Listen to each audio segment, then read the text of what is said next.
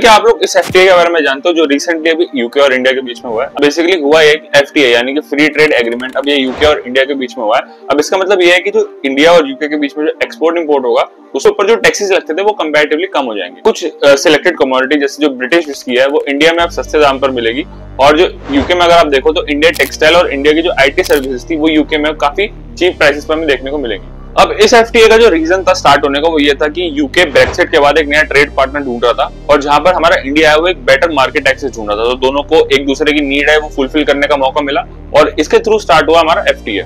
अगर ये FTA successfully implement हो जाता है तो इससे बहुत ज्यादा बेनिफिट्स मिलने वाले कंट्री को और कंट्री के सिटीजन को। सबसे पहला बात तो बहुत ज्यादा एम्प्लॉयमेंट बढ़ जाएगी इससे, और कंट्री की इकोनॉमी और जीडीपी दोनों में भी पॉजिटिवली बेनिफिट देखने को मिलेंगे। मगर सारी पॉजिटिव चीजें नहीं, कुछ नेगेटिव चीजें भी है। अब नेगेटिव चीज यहाँ पे ये है कि यूके जो है वो काफी इमिग्रेशन को लेके काफी स्ट्रिक्ट है, और इस वजह से काफी ज्यादा आर्ग्यूमेंट्स हो रही है टैरिफ्स को लेके कि कौन से प्रोडक्ट्स पे टैरिफ लगना चाहिए और कौन से प्रोडक्ट पे टैरिफ नहीं लगना चाहिए।